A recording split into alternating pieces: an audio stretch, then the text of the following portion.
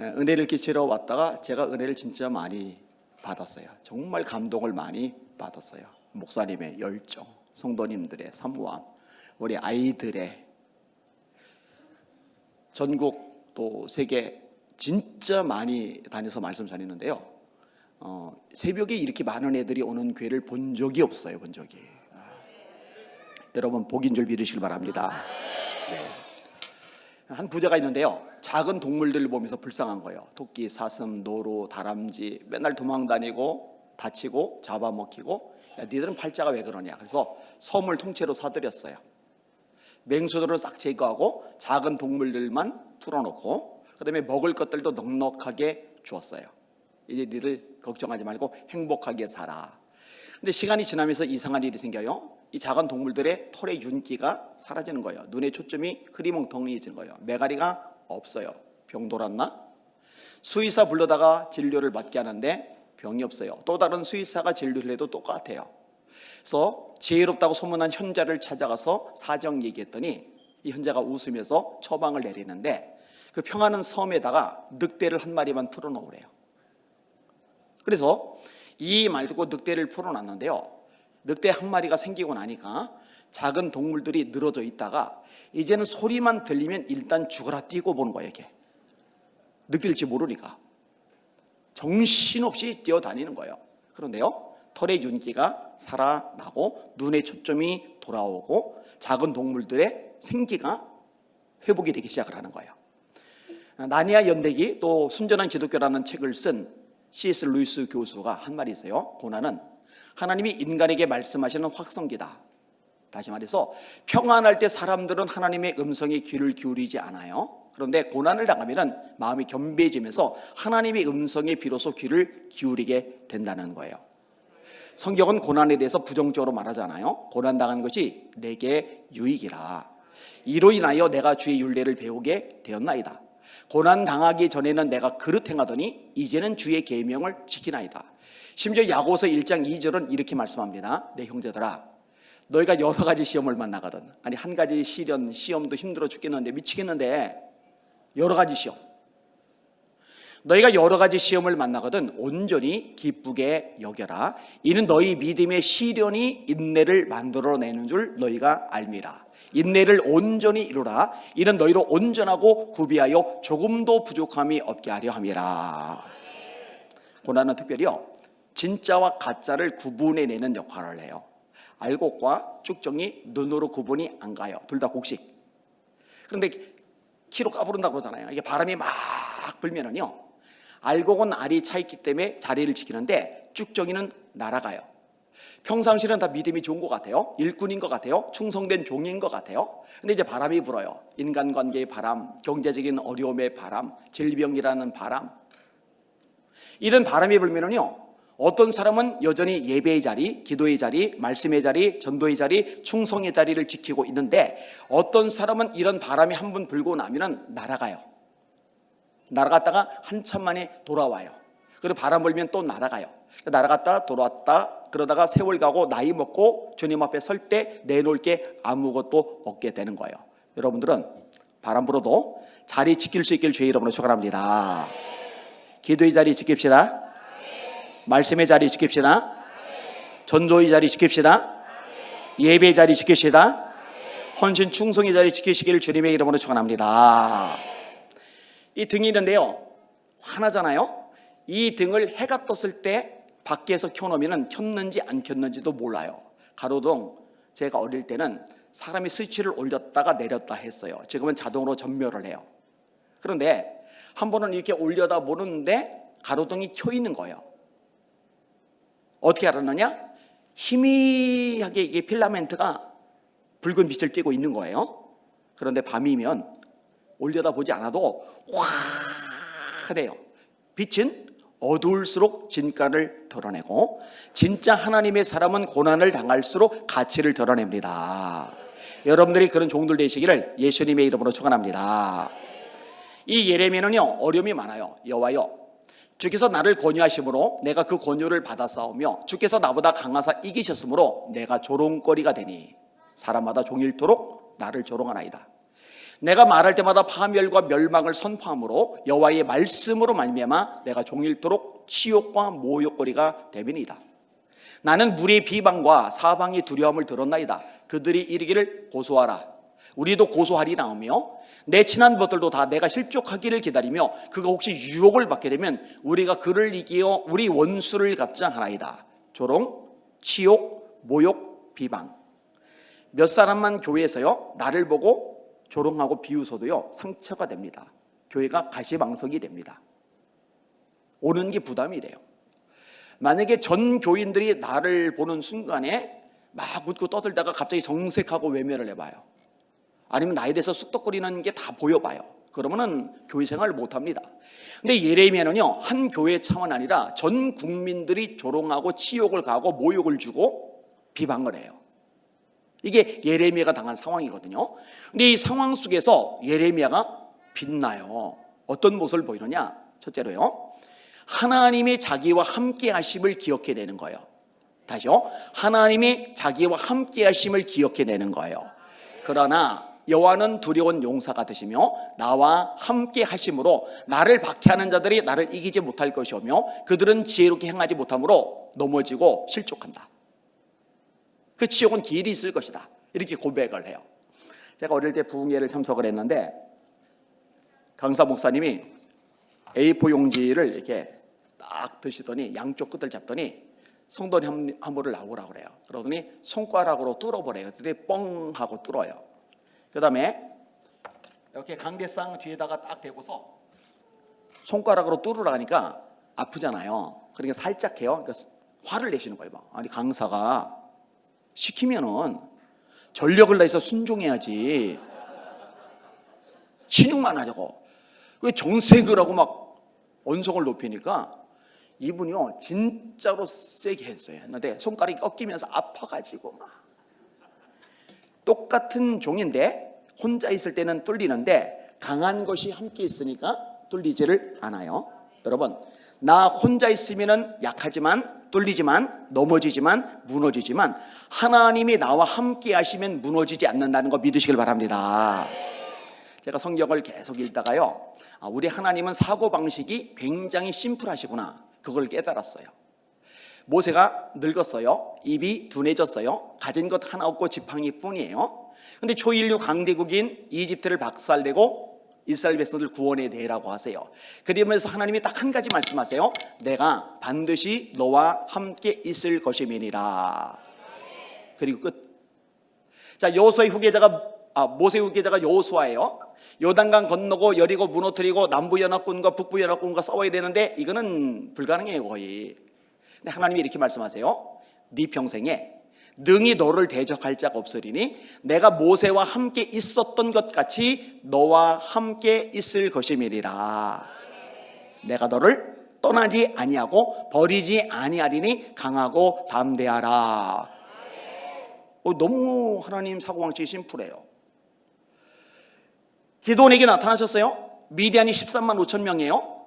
이 기드온은 소심해서 밀을 포도주들이 숨어서 타작을 하는데 하나님이 이렇게 말씀하세요. 내가 반드시 너와 함께 하리니 네가 미디안 사람 치기를 한 사람 치듯 하리라. 여기도 그냥 그걸로 끝이에요. 내가 너와 함께 하리니 그게 다예요.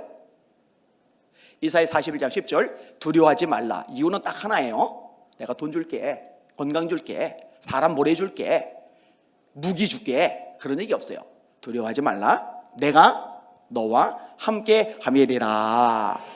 놀라지 말라. 나는 네 하나님이 됨이니라. 내가 너를 굳세게 하리라. 참으로 나의 의로운 오른손으로 너를 붙들리라.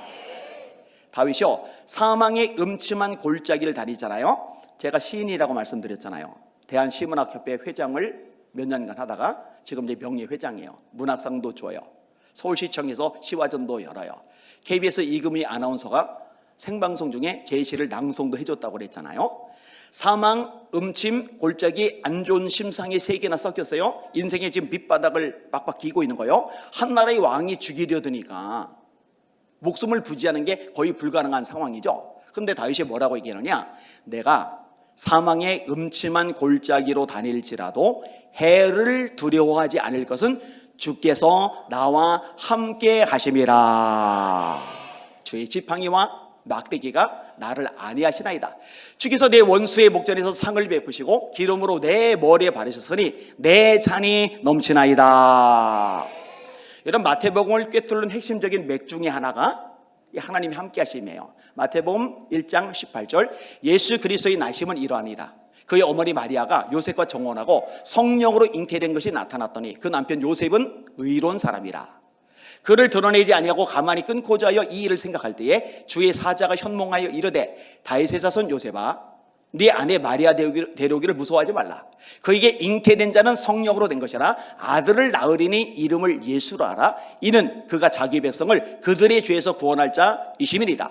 이는 선지자로 하신 말씀을 이루리 하심이니 이르시되 보라 처녀가 잉태하여 아들을 낳을 것이요 그의 이름은 예수님의 이름 또 다른 이름 그의 이름은 임마누엘이라 하리라 하셨으니 이를 번역한즉 하나님이 우리와 함께 계시다 함이라. 예수님의 또 다른 이름 따라합시다. 임마누엘. 임마누엘. 예수님의 또 다른 이름이에요. 임마누엘.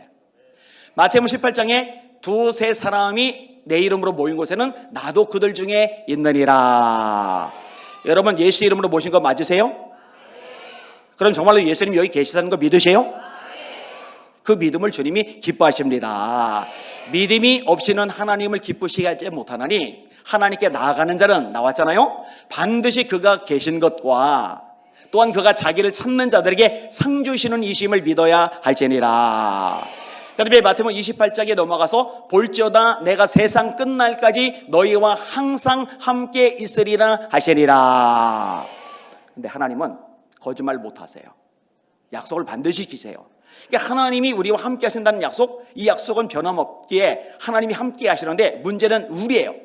환난을 당하고 문제, 장애물 만나고 사람 때문에 속 썩고 경제 때문에 시달리고 육신의 질병이 생기면은 그것만 쳐다보느라고 함께 하신 하나님을 잊어버리고 함께 하신 하나님을 잊어버리면서 절망의 늪 속에 빠져들어가는 거예요. 그러니까 신앙생활 때 어떤 사람이 제일 강한 사람이냐? 하나님이 내가 어떤 상황 처지에 있어도 여전히 나와 함께 하신다는 것을 잊지 않고 사는 사람이 제일 강한 사람입니다. 이런 사람을 무너뜨릴 존재는 세상에 있지 않습니다. 여러분 이 믿음으로 무장하시기를 주님의 이름으로 축원합니다. 고난당할 때 하나님이 함께 하심을 기억해야 되는 거예요. 그 다음에 함께 하시는 그 하나님 앞에 고난 중에 찬양을 하는 거예요. 내 영혼아 여호와를 찬양하라. 여호와께 노래하라. 가난한 자의 생명을 행악자의 손에서 구원하셨음이니라. 여러분 그 기쁜 일이 있을 때 일이 풀릴 때 찬양하는 거 하나님께서 기뻐하셔요. 그런데 요 신앙보다 한 레벨이 더 높은 신앙이 뭐냐? 아무런 일도 없을 때 그냥 평탄한 일상이 이어질 때 일상 속에서 감사하는 신앙, 그게 더 고차원적이에요. 그리고 이거보다 더 고차원적인 믿음, 신앙이 뭐냐면요, 분명히 고난의 와중이라 원망, 짜증, 불평, 책임전가, 스트레스, 이게 꽉 찰 만한 상황인데 그 와중에 입을 열고 찬양하는 사람, 하나님께서 기뻐하실 줄 믿습니다. 사람이 뭔가 만들 때는 목적이 있어요. 이 마이크, 스피커는 음성을 증폭시키죠. 여러분이 앉은 의자는 앉는 용도예요. 이 컵은 물을 담고 마시는 용도예요. 프라이팬은 요리 용도지 절대로 남편 때리는 용도는 아니에요. 그죠? 요즘 매 맞는 남편을 위한 전화가 개설이 돼가지고 생각보다 많이 온답니다. 근데 생각해보니까 여자가 남자보다는 약하지만 프라이팬 요리하다 말고 냈다 들고 때리면은 그거 감당이 안 될 수도 있겠다 생각이 들기는 해요. 그러니까 사람이 뭔가를 만들 때도 목적을 가지고 만드는데 하나님이 사람을 만들 때 개별적인 목적이 있어요. 그걸 비전이라고 그러고, 그리고 전체적인 목적이 있는데 그 중에 하나가 뭐냐? 하나님을 찬송하게 하려고 만드신 겁니다. 이 백성은 내가 나를 위하여 지었나니 나의 찬송을 부르게 하려 함이리라. 이 교회 보니까 기도도 좋고 또 목사님의 메시지도 좋고, 그런데 찬양팀이 또 기가 막히더라고요.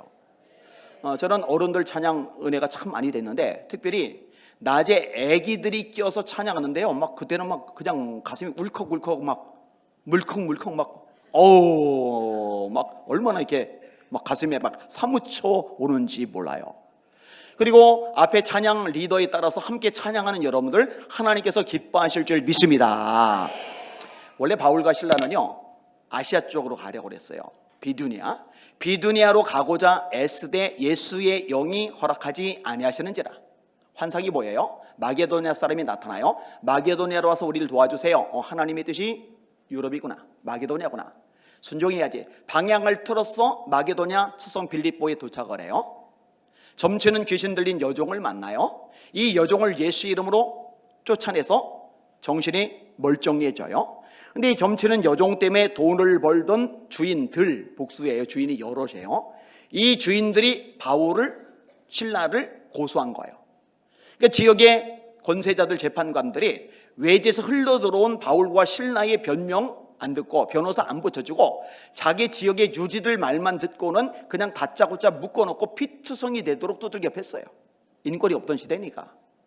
그리고는 깊은 옥에다가 가둬놔요. 습기진 곳, 어두운 곳, 상처난 거 소독 안 하고 그런 데 있으면 살이 썩고 벌레가 생깁니다. 죽어요. 여러분, 바울은요 예수님을 만나고 나서 장가도 안 가고요 복음만 전하고 살았어요. 바리새인이죠. 가말리엘 밑에서 배웠죠. 로마 시민권자죠. 율법에 박식하죠. 얼마나 대단한 인물인지 몰라요. 히라보에 능통하죠. 권력, 출세, 돈, 명성, 인기 가만히만 있어 굴러 들어올 사람이 예수님 만난 다음에 싹 포기하고 복음만 전하고 교회만 세워요. 그런데 매를 맞은 거예요. 피투성이 된 거예요. 손목에 발목에 착고가 차인 거예요. 감옥에 처박힌 거예요. 하나님 전능하시다면서요. 왜 전능하신데 이까지 가나 못 막아줘요? 하나님 나 사랑하신다면서요. 사랑하는데 나는 이렇게 아파야 되고 힘들어야 돼요. 그런 마음이 들 수가 있잖아요. 그런데 한밤중에 바울과 실라가 하나님께 기도하고 찬송함에 죄수들이 듣더라.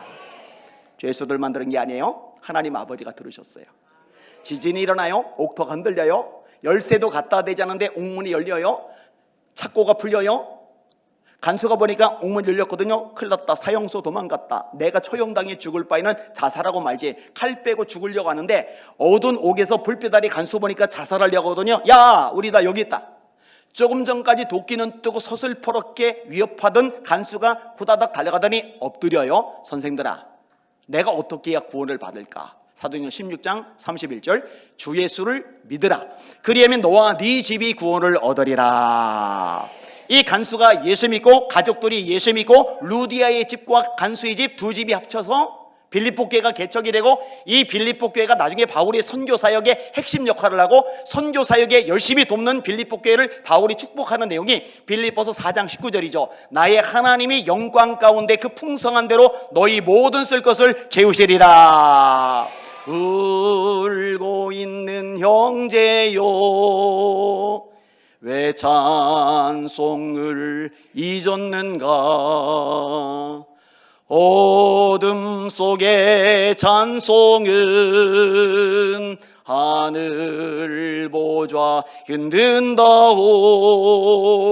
바울과 실라가 빌립보 감옥에 문을 찬송으로 열었다오. 고통의 문을 찬송으로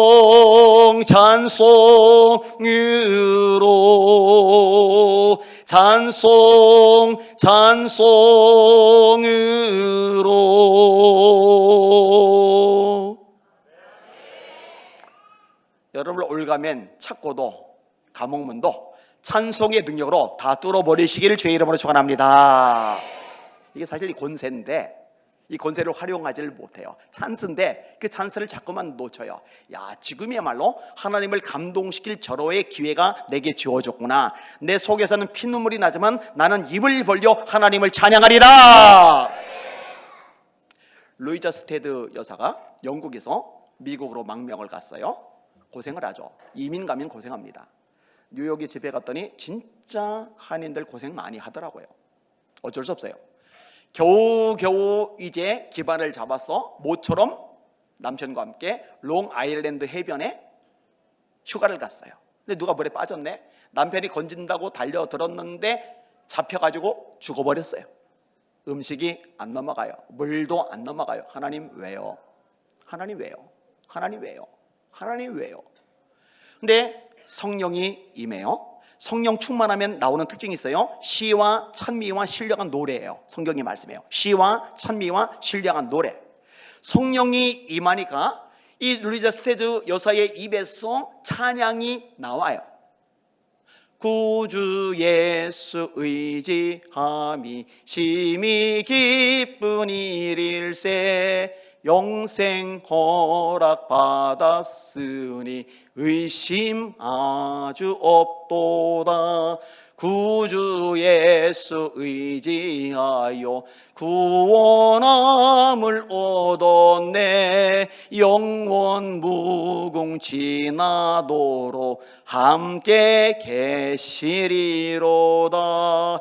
예수 믿는 것은 받은 증거만 도다. 예수 귀한 예수 믿음 더욱 주소서. 그러더니 간호사 훈련 받고 아프리카 케이프 콜로니에 선교사로 나가요. 수많은 흑인들이 이 선교사님 때문에 예수 믿고 구원받아요. 거기서 주님의 품에 안겼을 때 이 흑인들이 포크레인 같은 기계도 없는 상황에서 블랙 마운틴이라는 바위산에 구멍을 뚫어서 거기에 루이자 스테즈 선교사님을 장례지래요. 동료인 그릴레이 선교사님이 추목을 이렇게 합니다. 아프리카 흑인들이 구주 예수 의지함이 이 찬양을 부르는 한 루이자 스테즈 선교사님은 우리 가슴속에 살아 있습니다. 근데 이 찬양을 아프리카 흑인들만 부르는 게 아니라 미국에서도 부르고 조금 전에 이곳 광주에서 저도 불렀단 말이에요. 여러분들 부른단 말이에요. 이런 사람은 세상이 감당하지 못하는도다. 거대한 세상, 엄청난 세상, 무서운 세상, 정말 무지막지한 세상이 아니라 이 무지막지한 세상이 감당하지 못하는 하나님의 사랑. 원소마귀가 광주 청사교회 쪽으로는 질려가지고 고개도 못 돌리게 만드시길 바랍니다. 우리 백윤영 목사님이 주일날 예배를 인도하시는데 그날따라 집사님 한 분이 다른 날보다 더 간절히 찬양하는 거예요. 주님의 높고 막 찬양해요. 목사님이 이제 딱 알아채는 거예요. 저 집사님이 이번 주간에 고난이 많으셨구나.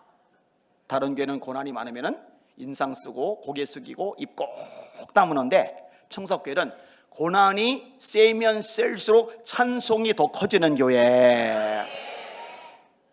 원소마이가 저 정도면 입이 대빨 나올 거야 했더니 찬송이 더 커져요. 소름 돋아서 소름을 털었더니 수북하게 쌓이는 교회. 이런 기가 막힌 교회로 우뚝 서시기를 주님의 이름으로 축원합니다. 자, 고난 중에 하나님 함께 하심을 기억하고 그 하나님께 찬양해요. 그리고 본인에게 주어진 사명, 말씀 전파의 사명을 계속 이어나갑니다. 예레미야도 생각을 해봤어요. 내가 왜 고난당하지? 내가 왜 조롱, 치욕, 모욕, 비방을 겪지? 왜 친구들이 다 등 돌렸지? 심지어는 고향이 아나돗인데 고향 사람들이 예레미야를 죽이려 들어요. 아나돗 사람들이. 이것 때문에 예레미야가 상처를 받아요. 그러니까 예레미야가 고민을 해보는 거예요. 내가 말씀을 전하는 것 때문에 이런 일을 당하지. 그럼 내가 말씀을 전하지 말아볼까? 그래서 내가 다시는 여호와의 이름으로 선포하지 아니하며 그 이름으로 말하지 아니하리라. 오늘 본문의 내용이에요. 그런데 차라리 말씀을 전하다가 시위대들에 갇히고 구덩이에 던져지고 매를 맞고 욕을 먹고 조롱, 비방, 치욕, 모욕을 당하는 게 낫지 하나님의 말씀을 전하지 않으려니까 견딜 수가 없는 거예요. 내가 다시는 여호와의 이름으로 선포하지 아니하며 그 이름으로 말하지 아니하리라면 나의 마음이 불붙는 것 같아서 골수에 사무치니 답답하여 견딜 수 없나이다. 그리고 또다시 나가서 말씀을 전해요. 오늘 본문이 20장인데 52장까지 계속 하나님의 말씀을 전해요. 할렐루야. 왜? 진짜 하나님의 종이니까. 제가 이 구절을 읽을 때마다 가슴에 확 와닿아요. 맞아, 이게 주의 종이지. 죽을 줄 알면서도 고난당할 줄 알면서도 자신의 존재 이유가 말씀 전파에 있기 때문에 말씀 전파를 절대로 타협하지 않는 것, 이게 진짜 하나님의 사람의 특징이지. 그럼 바울 사도가요 얼마나 대단합니까? 매를 맞고서도요 복음을 전하잖아요. 베스도 총독 앞에서 재판을 받는데 본인 혼자 묶여 있어요. 베스도 총독, 아그리빠 왕, 버니게 공주, 천부장들, 귀족들 삐까뻔쩍하게 옷 입고 쫙 입고 자기 혼자만 죄수 신분으로 묶여 있는데, 그러면 웬만하면 재판받을 때 기가 죽어가지고 또 형량을 적게 받으려고 자기 변명하기 바쁠 텐데 그런 거 관심 없어요. 저 사람들도 예수 믿어야지, 머릿속에 이 생각밖에 없으니까 거기서 계속 예수님을 전해요. 그러니까 베스도 총독이 이상하잖아요. 형량을 적게 받을 생각해야지 예수만 자랑하니까 바울아 너 미쳤다, 네 많은 학문이 너를 미치게 한다. 바울이 뭐라 그래요? 내가 미친 것 아닙니다. 이렇게 결박된 것 외에는 당신들도 다 나와 같이 되기를 원하나이다. 여러분들 부자 보면서요, 잘난 사람 보면서요 부러워하지 마세요. 그 사람 속에 예수님이 없으면 그 영혼을 불쌍히 여길 수 있어야 됩니다. 바울이요 기죽어요? 나 혼자 묶여있다고 자격지심에 빠져요? 아니잖아요. 영안이 열렸으니까 본질에 집중을 하잖아요. 이 바울이 예루살렘을 향해 가는데 그때 사람들이 만류를 해요. 분위기가 안 좋거든요. 근데 바울이 이렇게 말을 합니다. 보라, 이제 나는 성령에 매여 예루살렘으로 가는데 거기서 무슨 일을 만날는지 알지 못하노라.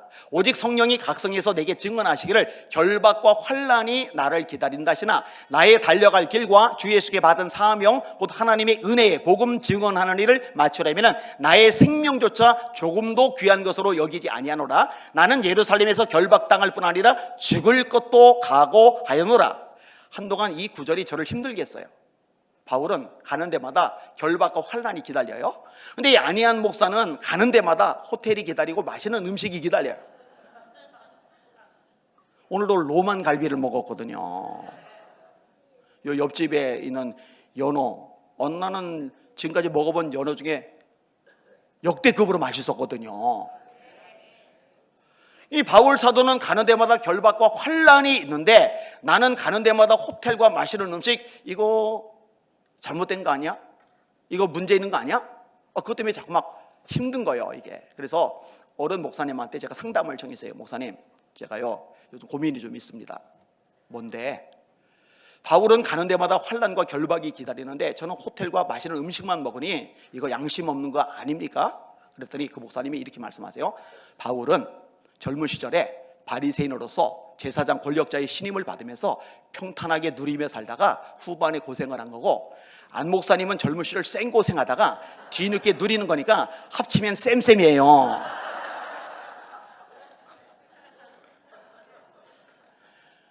근데요 여러분, 그게 저한테는요 얼마나 위로가 되었는지 몰라요. 그래서 요즘은요 제가 그냥 맛있게 먹어요. 저녁 집회 설교를 앞두고 있기 때문에 양을 좀 조절해서 조금 먹고 말아요. 왜냐면 배 터지도록 먹으면요 발성이 잘 안 되고요, 통성기도 할 때도 좀 곤란하고요, 그리고 자칫하면 실수를 해요. 그래서 저녁에요 제가 양껏 안 먹고 이게 어느 정도 이렇게 먹고 말지만 어쨌든 지금은 양심의 가치가 안 느끼고 그냥 맛있게 먹어요. 맛있게. 김길복 집사님, 지금은 이제 권사님이 되셨는데 이분이 쓴 천국 혼자 갈 수 없잖아요 라는 책을 재미있게 읽었어요. 여러분, 아가씨들이 믿음 좋은 거 있죠. 처녀들이 믿음 좋은 거. 처녀들이 믿음 좋은 거는요 아직 몰라요. 검증이 안 된 거예요. 언제 검증되느냐? 시집을 가서 가정을 꾸리고 나서 그 다음에도 처녀 때처럼 예배에 목숨 걸고 전도하고 봉사하고 헌신하면은 그건 이제 검증이 된 거예요. 그거 진짜예요. 여자들은 시집을 가는 순간에 이전에 없던 새로운 세계가 하나가 생겨요. 이 새로운 세계를 가르쳐서 시월드라고 해요. 시아버지, 시어머니, 시누이, 시동생, 시월드. 롯데월드는 재미있는데 시월드는 재미 되게 없어요. 게다가 애까지 생겨봐요. 그러면은 이전만큼 열심 내기 쉽지 않아요.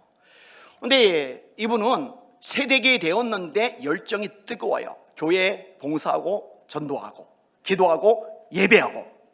근데 부천 쪽에 한 교회가 월세를 못 낸다는 소식을 듣더니 속상해서 하나님 앞에 중보 기도를 하는 거예요. 하나님, 부천의 교회가 월세 못 낸답니다. 재정을 공급해 주시고 부흥케 하시고 기도를 열심히 하는데 성령님이 감동을 주세요. 네가 그 교회 가서 전도해 줘라. 보통요 성도들이 기도를 해요. 기도인데 하나님이 이제 감동을 주시는데 겁나게 부담스러운 말씀을 주세요. 그럼 상당수의 반응이 뭐냐면요, 감동이 오자마자 털어버립니다. 베베베베베. 근데 이게 영적으로 굉장히 손해예요. 하나님이 말씀하시는데 털어버리는 사람은 영적으로 둔해져요. 어차피 말씀하셔봐야 순종하지 않으니까. 그러니까 다음번에는 이 음성을 못 들어요. 영적으로 둔해져요. 근데 내가 아무리 부담스럽고도, 내가 아무리 납득이 안 돼도 하나님이 감동하신다 그러면 무조건 하잖아요. 그러면 세미한 음성이 계속 들려요. 저는 하나님이 감동하시면요 전교인이 다 반대도 합니다. 근데 우리 교인들이 알아요. 그리고 이제는 제가 감동받았다고 그러면 무조건 순종하고 따라와요. 이게 얼마나 본인들에게 복이 되는지 이제 본인들도 아는 거예요. 이 세대기요, 하나님의 감동이면 순종해야지. 그래서 전철 타고 교회를 갔어요. 목사님, 전도지 좀 주세요. 제가 전도할게요. 우리 아직 전도지 못 만들었는데요. 그럼 주보 좀 주세요. 그래서 주보 한 40여 장 받아서 눈물 꼴물 쏟으며 기도해요. 하나님, 제가 이제 이 주보 들고 부천역 광장에 나가서 전도하겠습니다. 하나님이 예비하신 영혼을 만나면 그 사람하고 제 눈하고 마주치는 순간에 스파크가 일어나게 하여 주시옵소서. 이러고 이제 부천역 광장에 나갔는데 문제가 생겼어요. 스파크가 일어나는 인간이 하나도 없는 거예요. 더 큰 문제는 예수 믿으세요라고 말을 해야 되는데 세대기라 부끄러워서 이 말이 안 나가는 거예요. 그러면 이 주보라도 이게 나눠주면 되는데 팔까지 굳어버린 거예요. 이렇게. 이게 안 되는 거예요. 그러면은 야, 내가 여기까지 뭐하러 왔나, 전철 타고 집이나 가자고 갈 텐데 아니에요. 훈련을 잘 받았어요. 하나님이 감동하셨으면 이거는 끝까지 순종해야 돼. 그런데 말이 안 나와. 손이 안 나가. 답답하니까 전봇대에다가 머리 대고 울기 시작하는 거예요. 하나님, 감동 주셔서 전도하러 왔는데 말도 안 나가고 손도 안 뻗어지고 막. 근데 나중에는 자기 감정에 복 빠져서 막 진짜 이제 통곡처럼 내버린 거예요. 웬 젊은 여자가 전봇대에다가 머리 바꿔서 울고 있으니까 미친 여자인 줄 알고 사람들이 하나씩 둘씩 모여들더니 쭉 둘러서서 구경하는데 막 감정에 복받칠 때는 모르다가 수습이 되고 나서 가만히 보니까 자기를 둘러싸고 있거든요. 이게. 아이고 어떻게. 근데 상황이 너무 궁금하니까 슬쩍 고개를 돌려서 보려고 하는데 웬 남자가 이 젊은 여자의 얼굴이 궁금하니까 이렇게 하는데 남자 얼굴이 보이니까 얼마나 놀랐는지, 놀라니까 자기도 모르게 말이 나온 거예요. 아저씨 예수 믿으세요 막. 그런데 새댁보다 아저씨가 더 놀래버린 거예요. 눈물 콧물한 여자가 갑자기 소리 지르니까 주보를 받고 막 도망가니까 나머지 사람도 같이 영무도모로 같이 도망가는 거예요. 밖에. 여러분 부천역 광장 사람 많거든요. 40장 5분이면 다 돌려요. 근데 이런 식으로 돌리니까 3시간 반이 걸려요. 그걸 기어이 다 돌린 거예요. 마지막 한 장까지.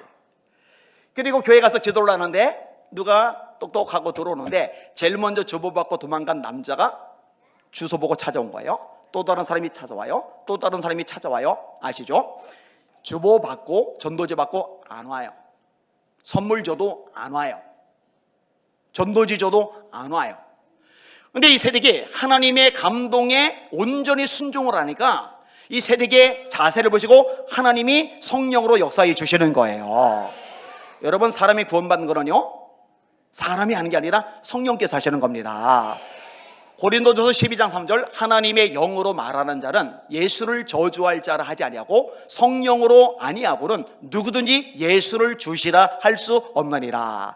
하나님이 그 아들의 영을 너희 마음 가운데 보내사 아바 아버지라 부르게 하시느니라. 너희가 다시는 무서워하는 종의 영을 받지 아니했고 양자의 영을 받았으므로 아바 아버지라 부르시느니라. 여러분 하나님을 아버지라 부르는데 너무너무 자연스러우신 분들만 아멘. 혹시 하나님 아저씨 같은 느낌 있는 사람 없어요? 근데 여러분이 하나님을 아버지라고 부르는데 너무너무 자연스러운 이유는 쇠뇌돼서 그런 게 아니라 성령님이 여러분 안에 계시기 때문입니다. 하나님이 그 아들의 영을, 성령을 너희 마음 가운데 보내사 아바 아버지라 부르게 하시느니라. 예배가 끝났어요. 목사님은 눈이 동그래졌죠. 제일 먼저 들어온 남자가, 목사님, 요 밖에는 본거차 교회 겁니까? 예, 그런데요. 여기 있는 사람들 제가 태워다 줄까요? 이상한 새신자요? 예, 그러세요. 택시기사를 하는 사람인데 집에다 다 태워다 준 다음에 정확하게 그 집을 기억하다가 수요 예배, 금요 예배, 주일 예배 그 집 앞에서 빵빵하면 또 다 나와요.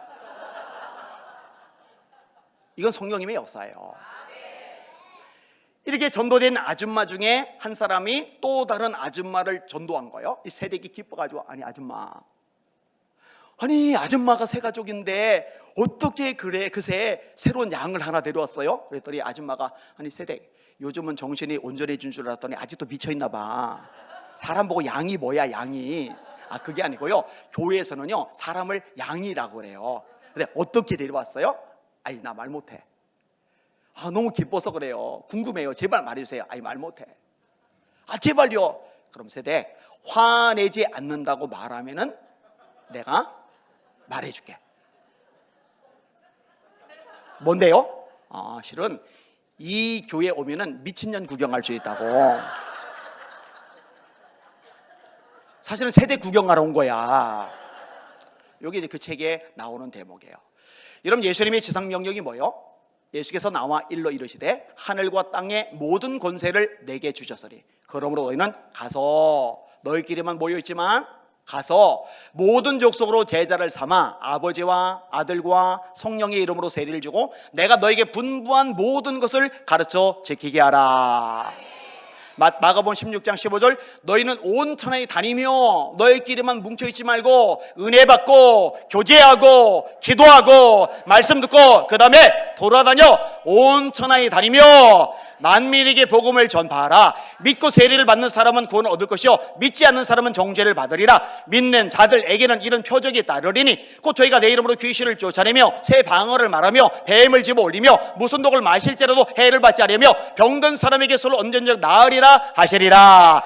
예수께서 이 말씀을 마치시고 하늘로 올려지사 하나님 보좌 우편에 앉으시리라. 제자들이 나가 두루 전파할세 주께서 함께 역사사 그 따른 표적으로 말씀을 확실히 증언하시리라. 여러분, 예수 자랑합시다. 복음을 전합시다. 스마트폰 새 거 하나 사도 자랑하잖아요. 자식 성적 좋거나 연봉센 직장 들어가도 자랑하잖아요. 그 자랑하지 말라고는 안 할게요. 그러나 나를 사랑하셔서 내 모든 죄를 짊어지고 십자가의 물과 피를 쏟으신 예수님, 이 예수님을 가장 많이 자랑하는 저와 여러분들 되시기를 주님의 이름으로 축원합니다. 예수. 그 예수님이 최고인 거예요. 초대교회 핍박이 일어났잖아요. 성도들이 도망갔잖아요. 그럼 당장 잠잘 방 한 칸이 없잖아요. 직장 못 구했잖아요.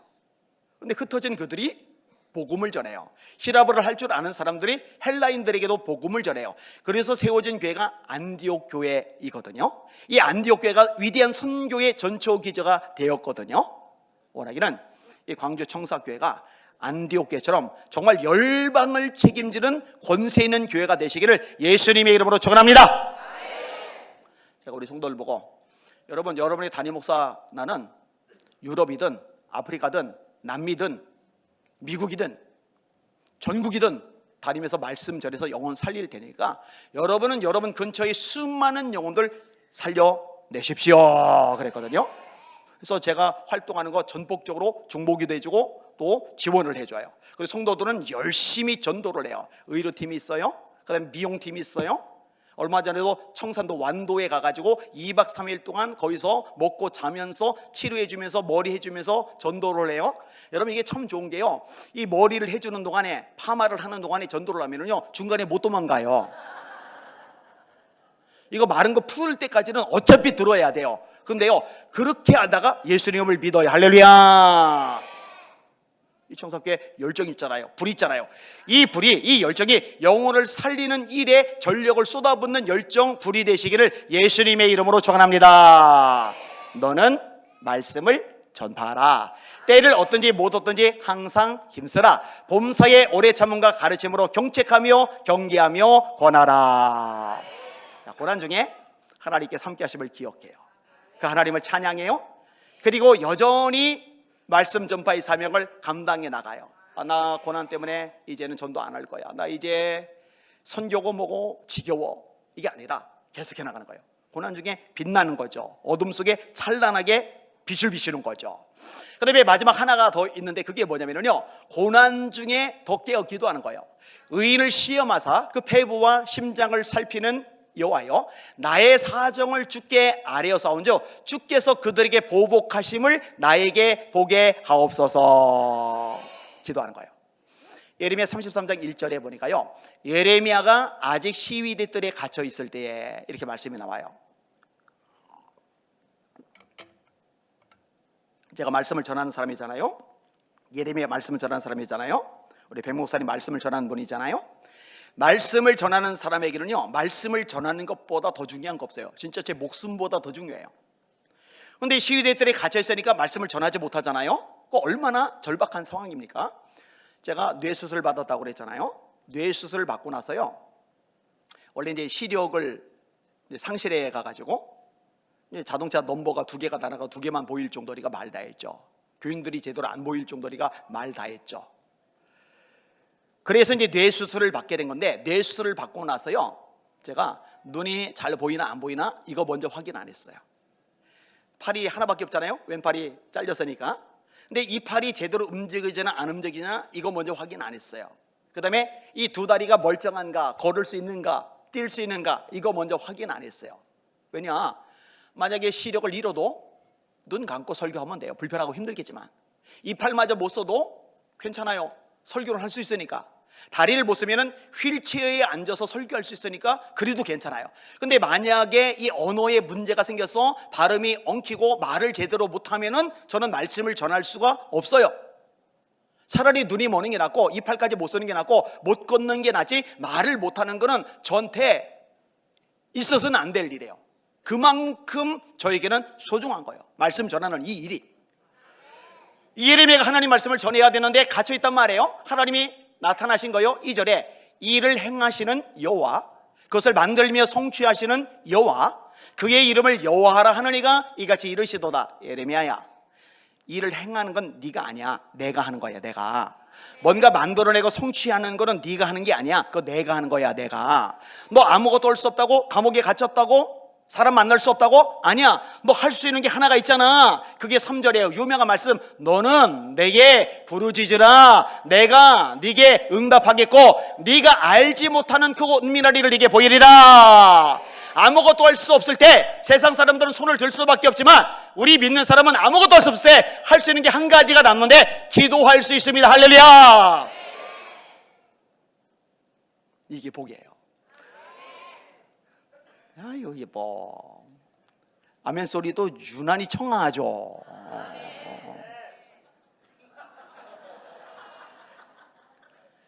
지금 목소리는 은혜는 되지만 청하진 않잖아요, 그죠?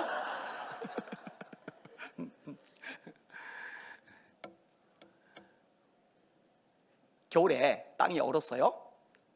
열심히 삽질을 해요. 수백 번 삽질을 했더니 흙이 요만큼 쌓여요. 포크레인 한 대가 오더니 푹 뜨니까 이만큼 쌓여요. 우리가 노력하고 애쓰고 땀 흘리고 발버둥 치는 거 귀하지만 하나님이 한 번 역사하실 때 우리의 모든 수고 애씀보다 더 큰 기적이 일어납니다. 그리고 이 더 큰 기적과 역사를 끌어당기는 통로가 기도라는 거 잊지 마시기를 주님의 이름으로 축원합니다. 지금까지는 너희가 내 이름으로 아무것도 구하지 아니하였으나 구하라. 그러면 받으리니 너희 기쁨이 충만하리라. 구하라. 그러면 너에게 주실 것이요. 찾으라. 그러면 찾아낼 것이요. 문을 두드리라. 그러면 너에게 열릴 것이리라. 아들이 떡을 낳는데 떡 대신에 돌을 주며 생선을 낳는데 생선 대신에 뱀을 줄 자가 있겠느냐. 아비가 악할지라도 자식에게 좋은 것으로 줄 줄 알거든 하물며 하늘에 계신 너희 아버지께서 구하는 자에게 좋은 것을 주지 아니하시겠느냐. 하물며 밤낮 부르짖는 택하신 자들의 원한을 풀어주지 아니하시겠느냐. 속히 그 원한을 풀어주시리라. 비록 벗됨을 인하여는 주지 않을지라도 그 강청함을 인하여 주리라. 너희가 무엇이든지 구할 때 믿고 구하는 것은 다 받으리라. 아무것도 염려하지 말고 오직 모든 일에 기도와 간구로 너희 구할 것을 감사함으로 하나님께 아뢰라. 그러면 모든 지각에 대한 하나님의 평강이 그리스도 예수 안에서 너희 마음과 생각을 지키시리라. 이거를 경험해야 돼요. 옆쪽에 무릎으로 기도하는, 그리고 이쪽에 제가 어제 얘기했죠. 방향 감각이 없다고. 그 호텔 5채 있는 데가 이쪽이에요? 이쪽이에요? 이쪽? 알았어요. 예. 저는 헷갈리는데, 여러분 그거 다 기도할 수 있는 거잖아요, 그죠? 새벽 기도. 와, 오늘 새벽에 나온 인원하고 지금 저녁에 나온 인원하고 거의 엇비슷한 것 같은데, 여러분 이 기도는 절대로 땅에 떨어지지 않습니다. 하나님 앞에 쌓입니다. 때가 됐을 때 하나님이 역사하시고 기적을 보여주십니다. 이걸 경험하실 수 있기를 주님의 이름으로 축원합니다. 제가 날마다 중학교 때 기도를 하다가, 매일 교회 가서 이제 기도를 하다가, 처음에는 그냥 울기만 했는데 나중에 기도 제목이 생겨났잖아요. 하나님, 저 초등학교 때 공부 못했는데 1년 꿇어서 후배들하고 공부하는데 또 공부 못하면 정말 개쪽입니다. 지혜 주세요. 그 다음에 두 번째, 하나님, 저는 팔이 하나 없잖아요. 엄마가 지금은 도와주지만 나이 들고 나면은 아내가 필요한데, 아버지가 술주정, 도박, 니코틴 중독, 집은 판자촌, 나는 불구자, 어떤 엄마가 딸 주겠습니까? 그러니까 하나님, 정말 괜찮은 아가씨 헷가닥하게 하셔서라도 저한테 시집오게 하여 주시옵소서. 이게 이제 두 번째 기도의 제목. 그다음에 세 번째가, 하나님, 제가 예수님 만나고 나니까 너무 좋아요. 나 같은 인간도 만나주시고 사랑해주시고 품어주시고, 저는 이 좋으신 예수님을 모르는 사람이 너무 불쌍해서 일평생 그 사람들에게 말씀을 전해서 예수 믿게 만들다가 죽고 싶어요. 하나님, 말씀 전하는 사람, 그런 인생 살게 해주세요. 이게 이제 세 번째 기도 제목. 그다음에 이제 네 번째가, 이제 예수님 만나고 나니까 비로소 아버지가 불쌍한 거예요. 처음엔 미웠는데, 어린 시절에는 처음에 초등학교 때만 해도 내가 지금은 너보다 약하니까 죄송해요, 그때는 너예요. 아버지가 어디 있어요. 너보다 약하니까 내가 당하지만 너 언제고 늙는다. 그리고 나는 큰다. 너 힘 빠지고 내가 힘 생기는 날 매일 쳐맞을 줄 알아. 너무 미우니까. 근데 예수님을 만나고 천국과 지옥이 명확해지니까 아버지를 위한 기도가 나오더라고요. 하나님, 우리 아버지 불쌍히 여겨주시고 예수 믿고 구원받게 해주세요. 이 기도가 나오더라고요. 그리고 이제 마지막 하나의 기도가 뭐냐면은, 제가 못 올렸다고 그랬잖아요. 그 친구들끼리 이렇게 몰려와서 떡볶이를 먹는데 저는 안 껴줘요. 또 이제 축구하러 가는데 그때는 제가 못 껴요. 그건 낄 수가 없어요. 왜냐면은 여기가 부딪히면은 이 잘린 팔이 아파서 혼자 떼굴떼굴 굴르니까 할 수가 없어요. 또 누구네 집에 모여서 논대요. 근데 저는 부르지를 않아요. 그래서 하나님, 저 혼자 밥 먹기 싫어요. 저도 같이 좀 밥 먹게 해주시고요. 맨날 쓸쓸하게 혼자만 멍하니 있는 거 하나님 속상해요. 제 주변에도 사람들이 좀 많아지게 해주세요. 근데 여러분, 제가 아내를 달라고 기도를 했을 때 이 기도가 응답이 된 게 30이 넘었거든요. 30이 넘을 때까지 애인 말고 여자친구 자체가 한 명도 안 생겼으니까. 그러니까 20대 후반쯤 되니까 제 기도가 절규가 되더라고요. 하나님 살아계신 거 아닙니까? 언제 역사하실 겁니까? 저에게도 짝을 주십시오. 근데 여러분, 결혼하고 나서까지도 제가 사람들하고 어울리는데 어떤 제약 같은 것들이 있는 거예요. 자, 결혼을 했어요.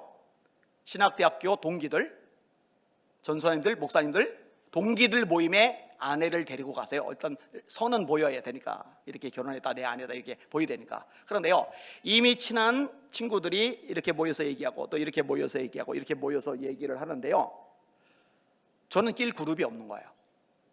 그러면은, 안 목사 일로 와, 우리랑 같이 얘기 좀 해, 이렇게 해주면 고맙잖아요. 그러면은 못 이기는 척 가가지고 같이 껴서 얘기를 할 수 있잖아요. 말주변이 없으니까 그냥 가만히 있더라도 그래도 거기 껴있으면 덜 민망하잖아요. 근데 다 얘기를 하고 있는데 혼자 구덩이에서 책을 펴고서 책을 읽는 척을 해. 가만히 있으면 이상하니까. 근데 책은 하나도 눈에 안 들어와요. 아내가 열이 머리끝까지 난 거예요. 목사님 친구들 왜 저 모양이에요? 목사님 앞으로요, 동기들 모임에 다시는 온다고 하지 마세요. 같이 가자만 하지 마세요. 나는 절대로 이 동기들 모임에 앞으로 참석 안 할 거예요. 그러니까 얼마나 제가 못 어울렸는지 아시죠? 이 정도면 말 다 한 거잖아요, 그죠? 제가 좋아하는 말씀 갈라디아서 6장 9절이라고 그랬잖아요. 우리가 선을 행하되 낙심하지 말지니 포기하지 아니하면 때가 이름에 거두리라. 하나님, 저 낙심 안 합니다. 하나님, 저 죽기 전에는, 그리고 하나님이 그 기도하지마 중단해라고 명령하시기 전에는 절대로 포기 안 합니다. 하나님, 제 주변에도 사람이 많아지게 해주세요. 제 주변에도 사람이 많아지게 해주세요. 제게도 인맥을 주세요. 창세기 보니까 이삭이 블레셋 사람들이 땅을 빌려서 농사를 져요. 목축업 하던 사람이 사업 업종을 바꾼 거예요. 그런데 하나님이 복을 주시니까 100배 농사를 져요. 그러니까 블레셋 사람들이 시기하고 질투를 해요. 쫓아내는 거예요. 우물을 팠는데 이삭의 종이 팠으니 이삭 건데 그거 우리 거야 내놔, 뺏어가요. 그래서 애색, 다툼. 우물 이름이에요. 또 다른 우물을 팠더니 그 당시 우물은 재산이거든요. 블레셋 사람들이 그것도 우리 거야 내놔, 뺏어가요. 그래서 신나, 대적. 또 하나 우물을 팠어요. 근데 2개나 빼앗고 또 뺏기는 민망하니까 그거는 안 뺏어요. 그래서 르호봇, 하나님이 넓히셨다. 그리고 이 지역의 왕이, 그랄 왕이 아비멜렉이 너 아예 나가 우리 땅에서 내보내버렸어요. 내보내버렸는데 이 왕이 자기 군대 장관 비고를 데리고 자존심 확 죽인 다음에 이삭을 쫄래쫄래 따라가서 이삭아 우리 계약 맺자. 아니 당신 나 쫓아낼 때는 언제고 이제 와서 계약 맺재? 그럼 왕이 기분 나쁘잖아. 어쩌 족장 따위가 왕이 제안하는데 튕겨? 너 죽고 싶냐? 이럴 만한데 안 그래요. 더 자세를 낮춰요. 뭐라고 해요?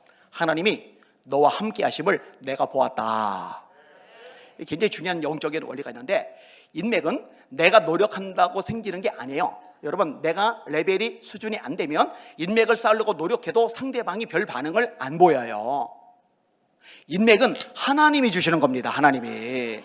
나보다 강한 존재, 나보다 대단한 존재, 나보다 높은 존재조차도 꼬리 내리고 고개 숙이고 다가오게 만드실 수 있는 전능자는 하나님 뿐이십니다. 하나님 그렇게 능력 많으시잖아요. 그러니까 제 주변에도 좀 사람 주세요. 제가 이 나이 먹고도 혼자 밥 먹어야 됩니까? 하나님 도와주세요. 기도를 하는데 진짜 하나님의 때가 되니까요, 하나님이 역사를 하시는데요, 마치 자석에 못이 붙듯이요 사람들이 착착착착착착 듣기 시작을 하는 거예요. 제가 뇌수술 받았을 때 아산병원에서 수술을 했는데 아내 보고 여보 아무리 생각해봐도 나 병문안 올 사람들 너무 많을 것 같으니까 4인실이나 6인실 얻으면 다른 환자들에게 민폐가 돼. 그러니까 1인실을 얻어. 1인실이 호텔보다 비싸요. 하루에 36만 원. 근데 제가 돈이 없잖아요. 여러분 목회자들은요 돈 없어요. 많이 들어와도 그만큼 하나님 앞에 드리는 것들이 많고 흘려보내는 게 많아요. 그러니까 수술하는데 수술비, 뇌수술비 되게 비싸요. 그 다음에 검사비, MRI 한 번 찍는데 100만 원씩이에요. 근데 하루에 36만 원짜리 그것까지 얻는 거예요. 딱 얻었는데요, 수술하고 다음 날부터 전 지역에서 저를 만난다고 병문안 온다고 찾아오는데요, 5분 간격으로 막 끝없이 오는데요, 제가 아프잖아요. 대수술 받았으니까 아파도 돼요. 상관없어요. 내 주변에 사람들이 있다는 거, 내 기도가 응답됐다는 거, 나는 이제 더 이상 왕따가 아니고 하나님이 사람을 붙여주셨다는 거, 이게 너무 감격스러워서요 오는 사람 한 사람도 안 빠지고 부위하고 사진 다 찍어놨어요. 이게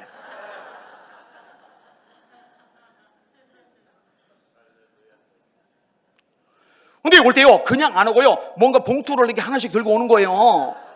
이 봉투 나중에 계산해 보니까 2천만 원이 들어왔어요. 그러니까 수술비, MRI비, 병실비 다 쓰고도 남아서 어느 후배 어렵다고 그래서 한 100만 원 또 집어주고 그리고 다 써버렸어요. 또 한 친구는 아프리카에서 사업을 하는데 잘해요. 선교사인데 대단해요. 근데 이 친구가 한국에 들어왔다가 재수술 받은 것 때문에 매일 병실을 오는 거예요. 그러더니 형님 내가 돈을 안 가지고 들어왔어요. 어떡하지? 그러다가 시계를 풀어서 저를 보면서 형님 이거 팔아서 병원비 보태요. 이거 뭐야? 했더니 이거 내가 사업하다가 생긴 건데 이거 괜찮은 거예요. 알고 보니까 테두리 전부 순금, 줄 순금, 그 다음에 시계 바늘 있는 쪽에 다이아몬드가 25개가 박힌 명품 시계인데 시가가 4천만 원. 금은방에 갔더니 금값만 해도 그 당시에 360만 원 준다고 하더라고요. 요즘은 이제 금값이 굉장히 많이 올랐지만. 그런데 2천만 원 다 들어왔는데 그 목사가 그 욕심내면 하나님이 안 기뻐하시거든요. 야, 동생아, 나 수술비 다 들어왔거든. 이거 안 팔아도 돼. 이거 돌려주게 하고 돌려주는데 그 친구가 형님, 어차피 형님 준 거니까 형님이 팔든 차든 남 주든 알아서 해요. 그런데 아니야, 됐어 하고 주는데, 저는 관심 없어서 주는데 제 주변 사람들이 안 목사님 그거 웬만하면 받아둬요.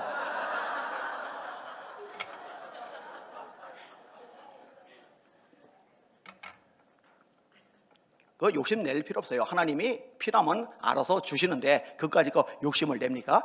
근데 그렇게 했는데요, 어떤 일이 발생했느냐, 이 친구가 아프리카에서 나네텔이라는 통신사를 세웠어요. 이게 큰 기업이 됐어요. 1년 연매출이 650억. 그걸 동생한테 넘겨주고 본인은 유통업 쪽에 뛰어들었는데 지금 직원이 한 450명. 학교를 세웠는데 학생들이 지금 650명이고 유치원부터 받고 5개 국어를 가르치는데 무슬림 부모들도 애들 들여보내려고 난리가 벌어진 학교예요. 지도총을 만들어낸 학교. 그러니까 교직원만 90명. 그리고 이 회사가 점점 커가요. 이제 1000억 단위까지는 되는데 이제 1조 단위를 목표로 한다는데, 이 친구가 이거 다 방송 나가죠. 얘기할게요. 이 친구가 그 회사 지분 그 어마어마하잖아요. 앞으로 더 커지잖아요. 그 지분의 5%를 저한테 줬어요. 그러니까 저는 노후에 돈 걱정 따위는 할 이유가 없어요. 뭐 해외 곳곳 다니면서 말씀 전하고 사역 얼마든지 할 수 있는 기본 바탕이 다 깔려져 있어요. 자, 생각을 해봐요.